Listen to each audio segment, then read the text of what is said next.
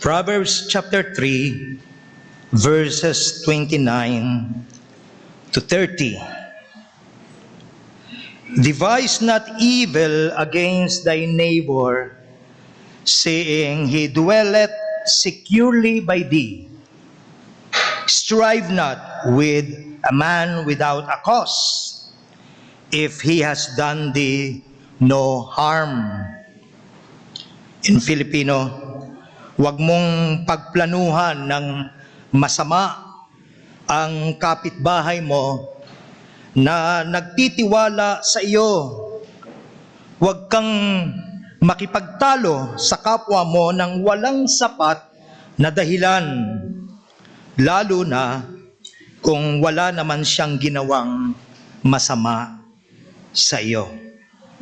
I pray, may the words of my mouth and the meditation of my heart be pleasing to you, O Lord, my rock and my Redeemer. Amen.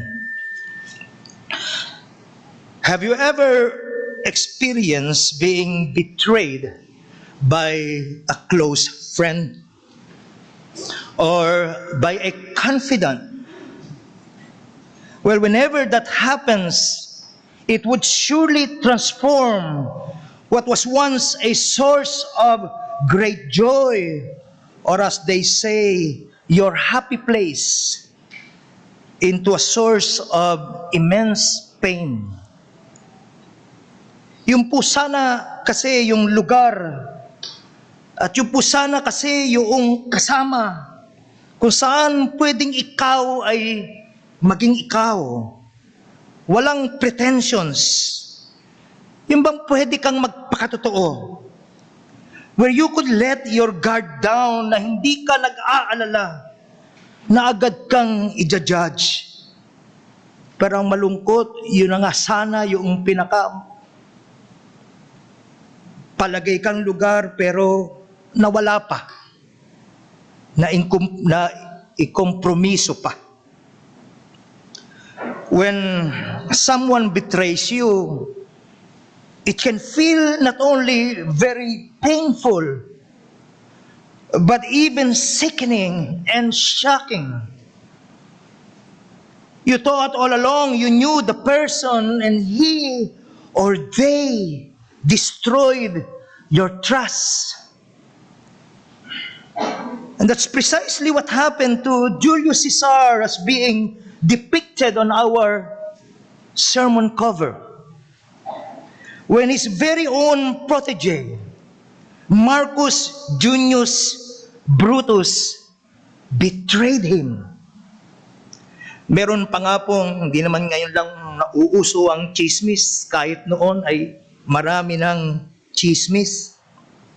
Meron pa nga pong chismis na ginawa ni Julius Caesar, si Brutus, na kanyang sariling tagapagmana. Ganun po niya minahal yung tao. Ganun po niya pinagkatiwalaan yung tao. Ang lungkot, hindi po ba? You see, for years, they've watched each other's backs. Julius Caesar believes that Brutus will always be on his side, even if everyone else turns on him. And this is why Brutus's betrayal is so devastating for Caesar. Brutus did not only betray Caesar, he led. Yun yung mas malungkot eh. Yun yung mas masakit. Hindi lang siya nagkanulo, kundi pinangunahan niya pa. He led the very group that planned and executed his assassination. It has been said that Julius Caesar's last words before he died were, "Et tu, brute?" Meaning, you too, Brutus? Ikaw rin ba, Brutus? kasama kanila. Dama mo eh. Dama mo kung gaano kasakit ang naramdaman ni Cesar nang mapag-alaman niya na lahat ng mga pinagkatiwalaan niya ay nagtaksil pala sa kanya, na nagpaplano pala ng masama sa likod niya. Ganito po labis na ikinagulat ni Cesar ang pagtataksil ni Brutus sa kanya. He was totally blindsided. Oh, my dear brothers and sisters, do not be an unfaithful friend. Again, do not be an unfaithful friend. Lalo na kung yung taong ito na nagtiwala sa iyo ay namamahinga na, naniniwalang ikaw ay nasa panig niya, huwag kang magtaksil sa kanya. You may recall that I tried to admonish you last week from Proverbs 3:27 to 28 to rise above the mediocrity of self-centeredness, of selfishness, and extend grace and mercy and love to our neighbor in their hour of need. That every opportunity to do good is our calling to do so. Do you remember how we summarize it? Do not deny good from your neighbor, nor delay it. Now, meanwhile, our text this morning, Proverbs 3:29 to 30, encourages us to live at peace with our neighbor and endeavor, meaning make every effort.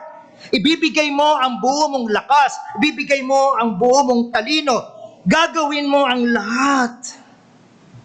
Make every effort to avoid contention.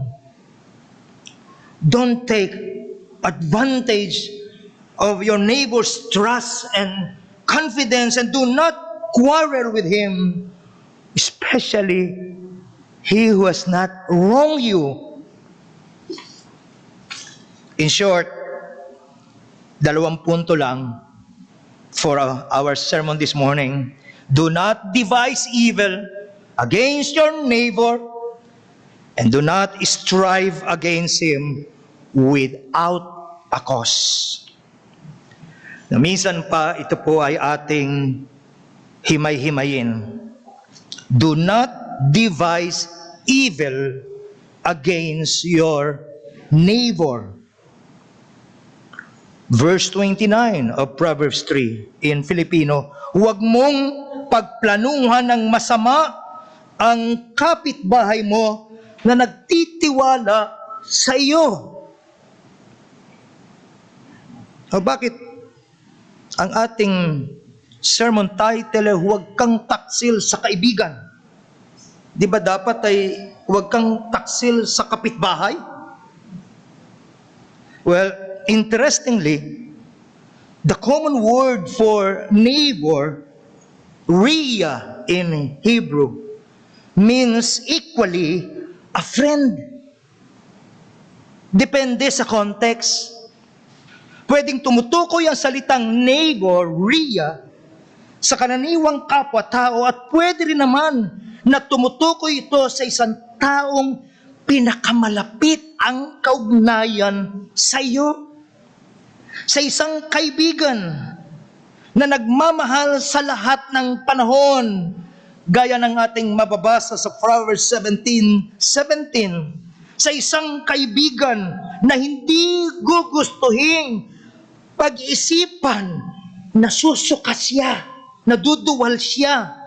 Isipin pa lang na ikaw ay pagpaplanuhan niya ng masama. Yan yung sinasabi ng ating talata. Proverbs 3:29. Isang klase ng kaibigan na wise enough para ma-realize na minsan ang mas tamang piliing gawin ay ang manahimik kaysa maging super critical na palaging pinipiling maglitanya ng mga kapintasan mo at ng mga kasiraan mo. Alam nyo bang mayroong kayong tagubilin in Proverbs? Proverbs 11:12, sabi nga ng mga matatanda, kung wala ka rin laang wika, magandang sasabihin, magwag ka na lang magsalita. Kung maninira ka lang, ko rin lang, huwag ka na lang magsalita. Oh, how many of us are so foolish na may masabi lang, may maisawsaw lang sa kwentuhan, gayak sumira ng kapwa. May better choice. Tumahimik tayo. They don't think what their words are doing or whether they are really necessary in a particular situation. Isang uri ng kaibigang malulumbay, isang uri ng kaibigang hindi magagawang magbunyi kung sumapit sa iyo ang isang kabiguan, kung sumapit sa iyo ang isang kasawian. Mga kapatid, alam ninyo kung anong nire-reveal nito? Marami ang nag-aakala na talagang siya ay nakaranas ng binagong puso, pero yung ating attitude betrays us. Kaya hindi appropriate, rather it remains appropriate for me to challenge you, congregation. You must be born again. Because it is very, very possible na kung puro kapaitan na lumalabas sa iyong puso, yan ay sapagkat matigas na bato ang iyong puso at hindi ka nakaranas ng binagong puso.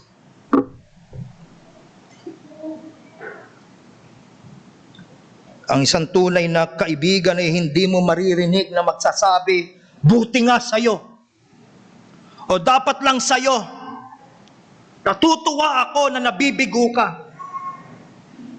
Kung inaasahan po ang ganyang pagtrato sa isang kaaway ha? Anong inaasahan ng Biblia? Na pagtrato natin sa isang kaaway? Asay po ng Proverbs 24:17, do not rejoice when your enemy falls. An enemy. Do not rejoice when your enemy falls, and let not your heart be glad when he stumbles. Kung inaasahan yan na ganyan mo itatrato ang kaaway, di lalo naman po na ganyan mo dapat itrato ang isang itinuturing mo at sinasabi mong kaibigan o kapatid sa pananampalataya for that matter. Mga kapatid, malinaw na mayroon pong vulnerability sa friendship. May mga kahinaan ito. You see, it happens. Ito malungkot sa aking mga pag-aaral.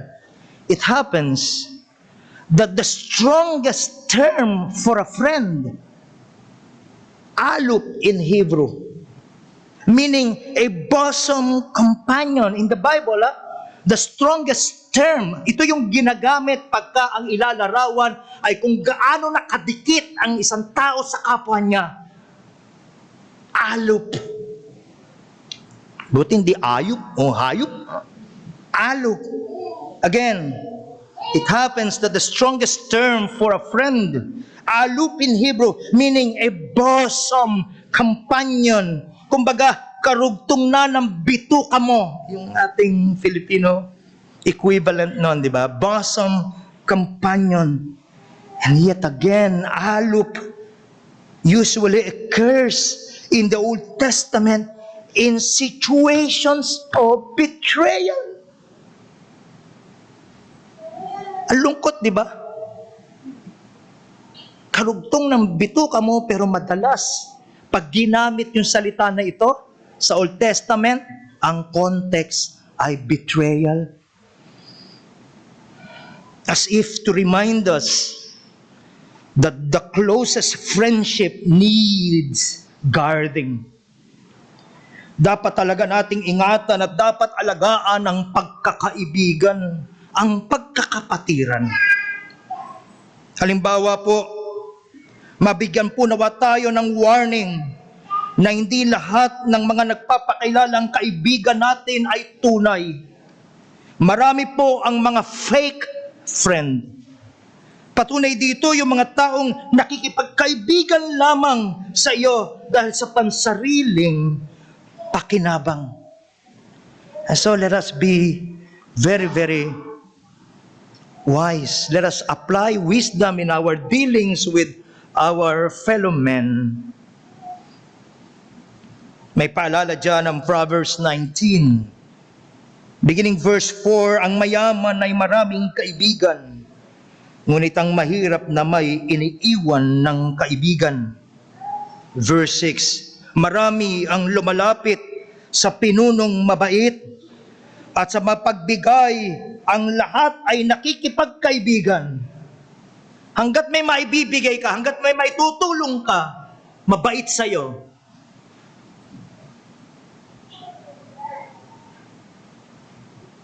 Pero pagka nasimot ka na, o tumigil ka na, isusumpa ka. Napakalungkot.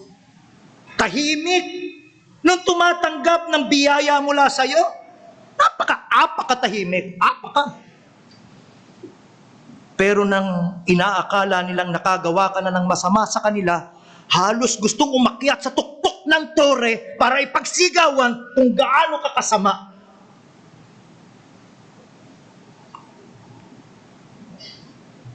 Hindi na yan nakabibigla sapagkat nilinaw na ng Biblia na dyan tayo pinag-iingat. Verse 7, ang mahihirap, Proverbs 19:7, ang mahihirap ay iniiwasan ng mga kamag-anak at lalo na ng mga kaibigan. Kapag sila ay kailangan, hindi sila matagpuan. Now lest we miss it or misconstrue it, gusto kong ipaalala sa inyo ang isang bagay. Baka kasi by this time, ang dami ng pangalan ang naglaro sa isip mo. Galit na galit ka na. Sabi ko na nga ba, fake na kaibigan yan eh. Naaalala ko si ganyan siya. So palagay ko po mahalagang tayo ay may paalalahanan na ang warning na ito ay hindi lamang para maiiwas natin ang ating mga sarili mula sa gayong klase ng fake na kaibigan, kundi ang tayo mismo, lalo na kung mananampalataya ka, ay hindi maging ganito. Nakikipagkaibigan lamang para sa pakinabang.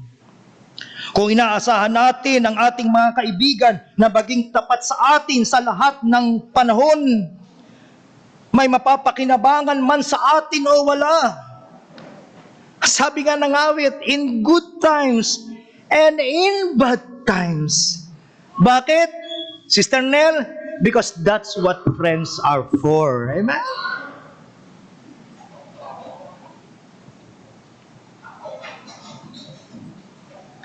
Hindi ba fair weather friends?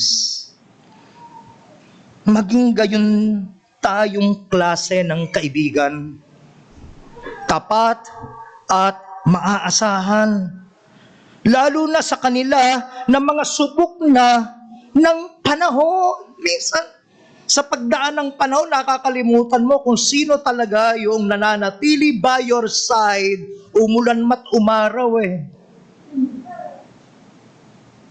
Bakit? Sapagkat madaling makahanap ng mga bagong kaibigan. Pero, kagaya ng ating nakikita mula sa banal na kasulatan, madali nga makahanap ng mga bagong kaibigan, pero mahirap makahanap ng samahang pinanday at sinubok na ng panahon at mga karanasan. Proverbs 27 verse 10. Huwag mong kalimutan, wika, ang kaibigan ng iyong magulang. Bakit? Magulang mo palang kaibigan na siya eh. So ang pinakikita doon ay yung tagal ng panahon. Yun, hindi lang nung masaya ka, kundi nung mga panahong walang-wala ka, nung mga panahong nasa baba ka, sinamahan ka. Kaya minsan, nakakadalang makipagkaibigan, hindi po ba? Minsan, mas pipiliin mong lumayo na lang eh. Dahil napapaso ka sa mga pagkakataong sinubok mong maging tapat, pero ikaw ay pinagtaksilan. Again, devise not evil against thy neighbor, saying, he dwelleth securely by thee. Sa pagkakataong ito, nais kong isulisit ang komentaryo ni Charles Bridges tungkol sa bagay na ito para mas maging malawak ang ating unawa kung ano ba ang weight o bigat nitong tagubilin na ito. Devise not evil against thy neighbor, saying, he dwelleth securely by thee. Let me quote him, Charles Bridges. The treachery here rebuked was a scandal even to a heathen. It is generally abhorred by the world. Kahit ang mga unbelievers, susuka to eh. Yung ganitong pag-uugali. And should be doubly hated by a godly man. Kung isinusuka ang kataksilan ng mga di sumasampalataya, lalo naman kung ikaw ay mananampalataya. With him, all should be clear and open as the day.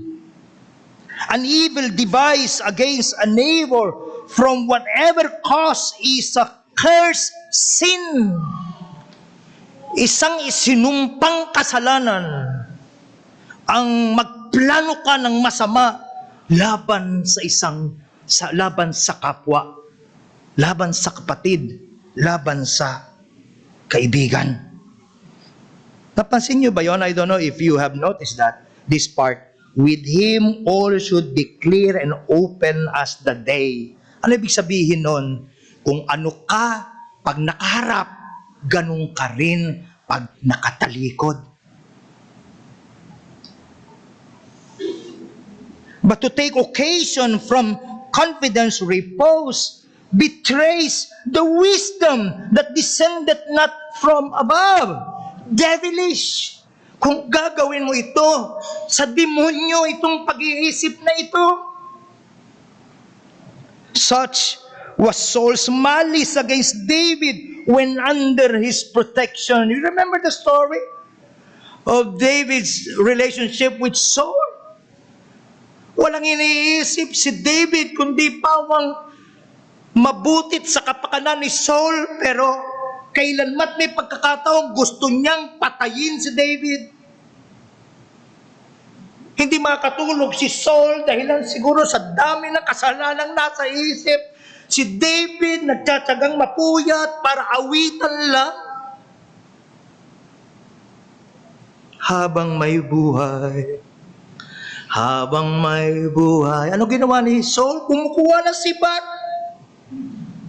At ilang beses na tinatangka na ito ay sibatin. The clueless David thought, lumipad lang yung sibat ng walang dahilan. He went on singing. My.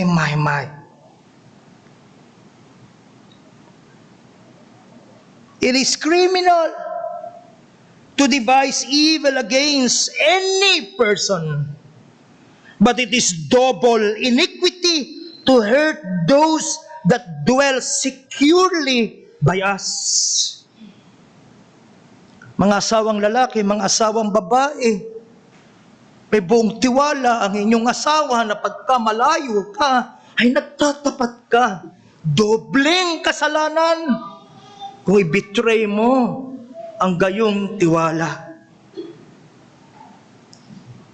Again, it is criminal to devise evil against any person, but it is double iniquity to hurt those that dwell securely by us. For this is, in effect, is a breach of trust. A breach of trust. And an indication of a heart base and depraved beyond the common pitch of human wickedness. End of quote. Napakasama pong gawain ang ipagkanulo natin ang tiwala na isang taong nagpapalagay na safe siya at ang kanyang mga lihim sa iyo.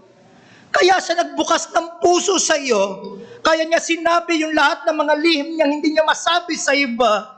O lalong nag-iisip ka na may pambalik ako sa iyo pag nagkagalit tayo. What a depraved mind.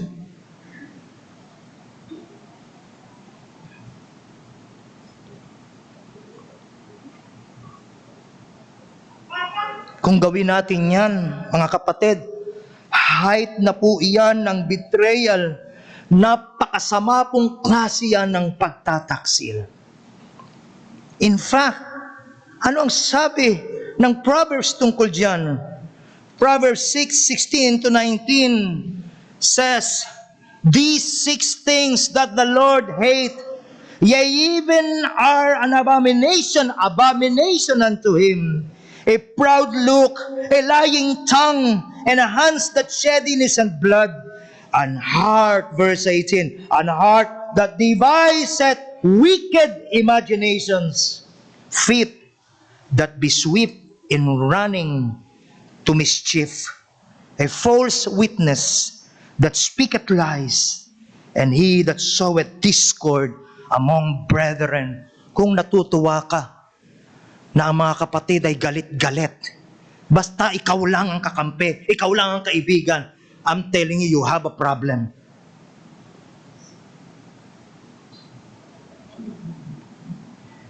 Parang it's my way or the highway. Kung ayaw mo sa akin, sisirain kita. My goodness. Brothers and sisters, don't take this matter lightly. Please, consider this seriously. May babala ang Panginoon sa atin. Kung naniniwala ka na ito ang salita ng Diyos, maniwala ka na pag sinabi niyang it's an abomination in His sight, it is an abomination in His sight. Now moving on, do not devise evil against your neighbor. That's our number 1 point. Our second point is, do not strive against them without a cause. Proverbs 3:30. You see, left unchecked, strife can easily escalate. Napakabilis pong lumala ang isang di pagkakaunawaan, lalo kung hindi natin i-address kagad. Sabi po ng Proverbs 17:14, ang simula ng away ay katulad ng buta sa isang dike. Kailangan tapalan kagad bago lumaki. Kaya ako allergic sa rumors being spread. Bakit? Kung talagang tatayo yung argumento mo, puntahan mo yung taong may argumento ka. Kaya nagkakalat ng sabi-sabi, pagka hinarap mo na kasi, hindi tatayo ang mga paninirang sinasabi. Bakit? Dagdag bawas po yan eh.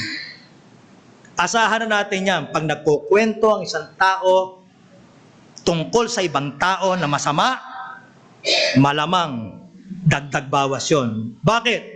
Para siya bida. Amen? Karanasan nyo ba yon? May nagkwento ba sa'yo tungkol sa ibang tao na masama, na siya masama, yung nagkukwento? Nada. not in my experience, and not in my lifetime. Walang ganung tao. Maliban na kung siya ay repentant. Yun lang. Kaya huwag tayong maging mabilis sa pagpaparatang sa iba, mga kapatid. Lalo naman kung wala tayong matibay na dahilan. Because strife can easily ruin one's reputation. Do you remember the analogy of a squeezed toothpaste? You remember that? The idea is that one's toothpaste is squeezed out of its tube. It's nearly impossible to put it back in. Similarly, once a reputation is ruined, it's very difficult to fully restore it. And this highlights the importance of being mindful, of always being mindful of our actions and words, lalo na yung mga may kinalaman sa ibang tao. Bantayang mabuti ang ating dila. Huwag matabil, huwag matabil. Guard your tongue. Huwag matabil. Hindi ko na nga lang sinama eh. Pero mayroong isang talata sa Proverbs na ang pagchichismis daw ay kasing sarap ng pagkain. Kaya may danger. Amen? Ginagana, teka muna, asan ang suka? May chicharon eh. Alam ko, suka. Nagkakamasarapan.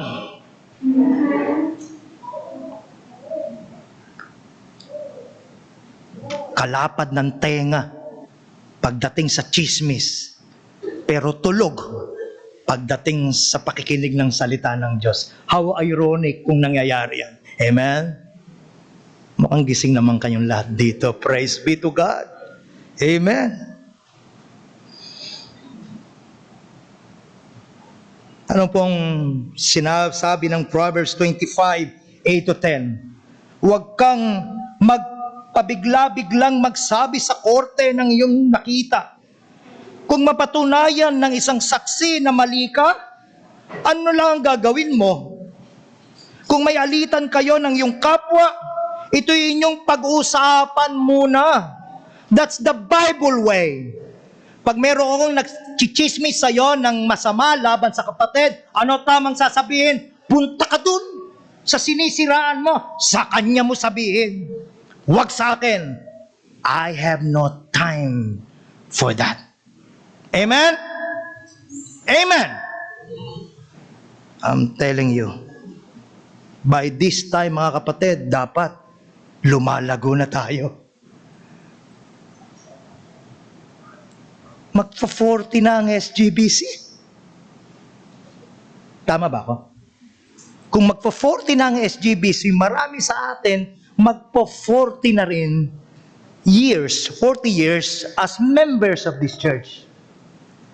Kamusta na po ang ating kalaguang espiritual? Nababansot. Natatakot akong nababansot ang ilan sa atin. At ang lihim, wika, as I continue on reading Proverbs 25:8-10, at ang lihim ng bawat isa'y huwag sasabihin sa iba. Verse 10, baka makarating sa kaalaman ng madla at kayo'y maging kahiya-hiya. You know, we belong to one and the same family, my brethren. As they say, don't wash dirty linen in public. Amen? Iisa lang tayong pamilya. Iisa lang tayong mga magkakapatid sa Panginoon. Proverbs 18:17 also tells us, the first one to plead his cause seems right until his neighbor comes and examines him. Tandaan natin yan. palaging tama ang unang magkukwento. Kaya yung iba matter of unahan na lang. Pero ang sabi, maaaring ang mas tama ay yung huli. So make sure that you hear both sides of the story. Amen? Sabihin na nating may balidong dahilan, mga kapatid, upang magalit tayo sa ating kapatid, sa ating kapwa. What's the right thing to do in this case? What's the right thing to do in this situation? Leave vengeance to God. That's the right and only right thing to do. Leave vengeance to God and seek to overcome evil with good. Ano po sabi ng Romans 12:17 to 21 in Filipino? Huwag ninyong gantihan ng masama ang mga gumagawa sa inyo ng masama. Huwag ninyong gawin ninyo ang mabuti sa paningin ng lahat. Hanggat maaari, mamuhay kayo ng mapayapa sa lahat ng tao. Mga minamahal, huwag kayong maghihiganti. Ipaubaya ninyo iyan sa Diyos, sapagkat sinabi ng Panginoon sa kasulatan, ako ang maghihiganti, ako ang magpaparusa. Kaya kung nagugutom ang iyong kaaway, pakanin mo. Sana walang bumulong ng lason. Kung siya ay nauuhaw, painumin mo. Dahil kapag ginagawa mo ang mga ito, mapapahiya siya sa kanyang sarili. Huwag kayong patatalo sa masama, kundi talunin ninyo ang masama sa pamamagitan ng paggawa ng mabuti. Bilang mga taong nagsasabi na tayo ay nakaranas ng pagbabago ng puso sa pamamagitan ng kasaganaan ng awa ng ating Panginoong Diyos, inaasahan po na tayo'y magiging tapat na uri ng kaibigan. And that is possible. That is possible through the Holy Spirit's enablement. We must all remember that the fruit of the Holy Spirit is love, joy, peace, forbearance, kindness, goodness, faithfulness, gentleness, and self-control. Palagay niyo po ba, as we mature, as we grow in these different aspects of the fruit of the Holy Spirit, we would not be a better brother or sister, friend to others? But in the final analysis, having said all of this, meron ba talagang tunay na kaibigan na wagas kung magmahal at tapat kailanman? Ang sagot ay opo. Pero huwag po tayong tumingin sa paligid natin. Ibaling natin ang ating mga mata kay Jesus Christ. Siya lamang at wala nang iba ang tunay at tapat na kaibigan. Look to Christ.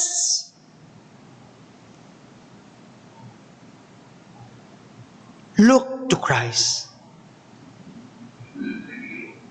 Sabi nga po ng ating awit, friends may fail me, foes assail me. He, my Savior, makes me whole. Hallelujah! What a Savior! Hallelujah! What a friend! saving, helping, keeping, loving. He is with me to the end. Saan ka pa? Why look ye for another? So to speak. I am He. Parang yun ang sinasabi ng ating Panginoon. You see, when Jesus gathered His disciples on the night before His death, He said to them in John 15:15, "No longer do I call you servants, for the servant does not know what his master is doing. But I have called you friends. For all that I have heard from my Father, I have made known to you." Di ba yan ang pinag-uusapan natin kanina? Ang isang kaibigan ay nagbubukas ng kanyang puso at binuksan ng Panginoon ang kanyang puso, ang kanyang isip, o anong laman ng kanyang kalooban. Nakita niyo yung contrast. For the servant does not know what his master is doing. But that's not what He did to us. You see, to be called the servant is already a privilege of immeasurable kind. Yung tawagin ka lang na lingkod niya. What did the psalmist once said?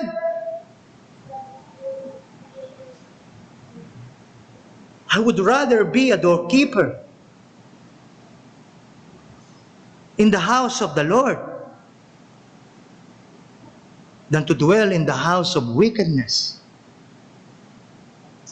Yung maging security guard ka lang, so to speak, may isa ng pribileyo.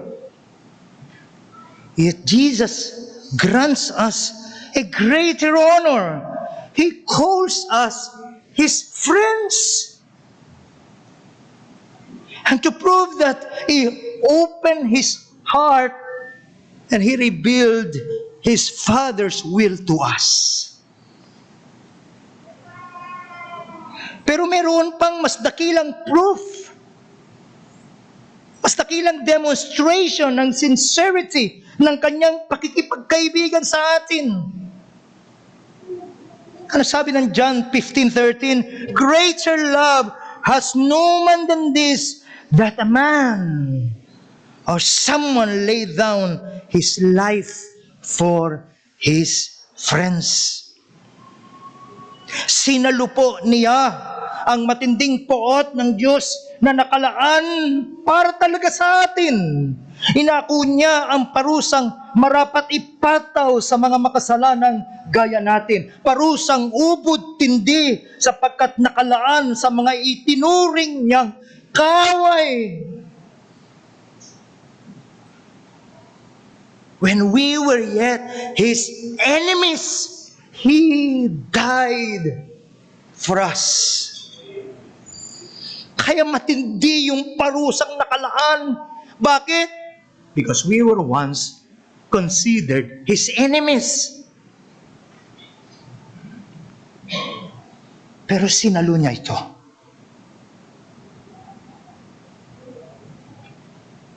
Sabi nga, He is the greatest friend to great sinners.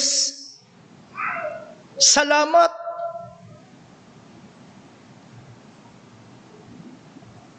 Sapagkat, for one, I consider myself a great sinner. So kung hindi siya nagkaroon ng gayong kalaking pagkalinga, pag-ibig, mayamang awa, hindi sana ako naligtas mula sa kanyang poot.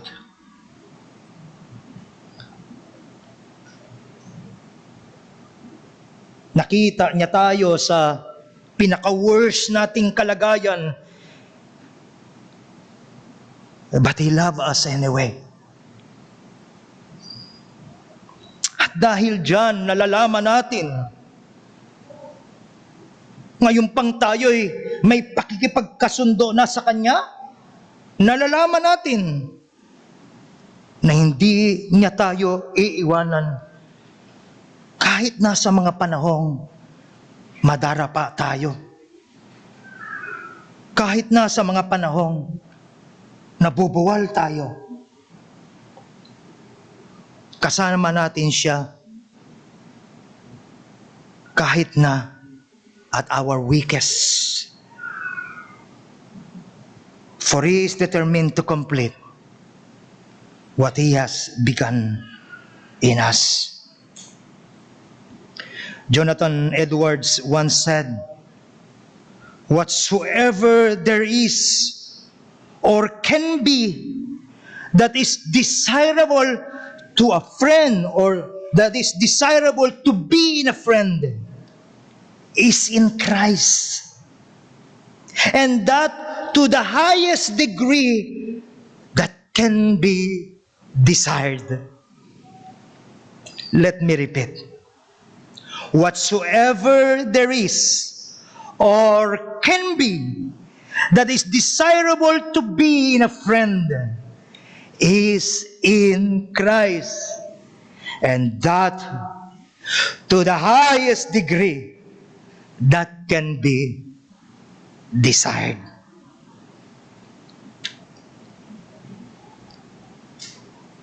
Ano pang hinihintay mo?